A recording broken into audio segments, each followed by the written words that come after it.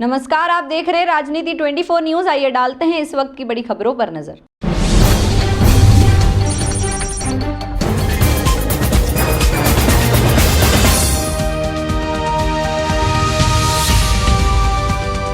इंदौर के सांसद Shankar Lalwani world climate parliamentary में भारत का प्रतिनिधित्व करेंगे। सांसद लालवानी तुर्की के इस्तांबुल में होने वाले इस विश्व स्तरीय आयोजन में भारत के प्रयासों की जानकारी देंगे। यह वर्ल्ड क्लाइमेट पार्लियामेंट्री जलवायु परिवर्तन को रोकने की दिशा में काम करने वाली एक विश्वव्यापी संस्था है और यूनाइटेड नेशन के साथ मिलकर काम करती है। इंदौर के सांसद शंकर लालवानी, जिसके तुर्की में 8, 9 और 10 नवंबर को होने वाले इस आयोजन में दुनिया भर के 42 देशों के 80 से ज्यादा सांसद सम्मिलित होंगे। इस कार्यक्रम का मुख्य उद्देश्य तेजी से हो रहे जलवायु परिवर्तन के बारे में विभिन्न देशों के प्रयासों को एक मंच पर लेकर आना है और जानकारी साझा करना है। सांसद शंकर लालवानी ने कहा कि माननीय प्रधानमंत्री नरेंद्र मोदी जी की लीडरशिप में भारत ने 2070 तक नेट कार्बन एमिशन जीरो तक लाने का महत्वाकांक्षी लक्ष्य रखा है और पूरे देश में इस पर तेजी से काम हो रहा है। और जब दुनिया के बड़े बड़े देश पेरिस से समझौते से पीछे हट रहे थे, तब माननीय प्रधानमंत्री जी मोदी ने भारत के सर्वे भवन्तु सुखिनः के सिद्धांत को चरितार्थ करते हुए दुनिया को एक नई दिशा दिखाई और विश्वव्यापी सोलर अलायंस बनाया। आज भारत में रिन्यूएबल एनर्जी पर पूरी दुनिया में सबसे ज्यादा काम हो रहा है, जिससे कार्बन डाइऑक्साइड समेत कई हानिकारक गैसों के उत्सर्जन में व्यापक कमी आई है। सांसद शंकर लालवानी इस आयोजन में भारत की ओर से जलवायु परिवर्तन की दिशा में किए जा रहे कामों का जिक्र करेंगे।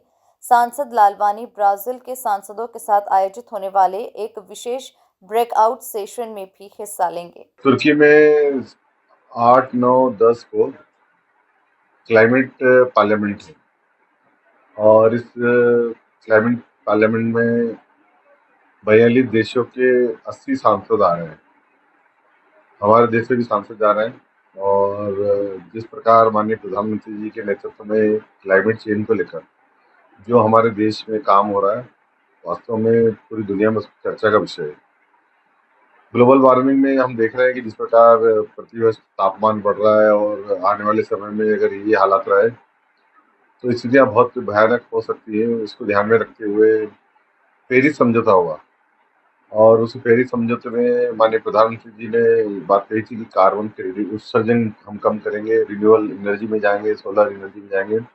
तो बहुत सारे जो कदम है भारत सरकार ने उठाए हैं और इसी का परिणाम है कि आज भारत पूरे विश्व का नेतृत्व रिन्यूएबल एनर्जी और क्लाइमेट चेंज में कर रहा है।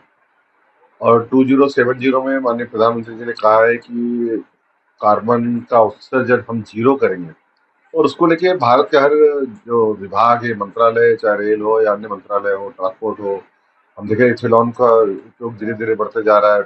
तो इस प्रकार जो हमारा ब्लूप्रिंट तैयार हुआ है देश का, वो वास्तव में जो हमारे दुनिया के विकसित देश है, जो अपने आप को विकसित देश बताते हैं, उनसे हम आगे हैं।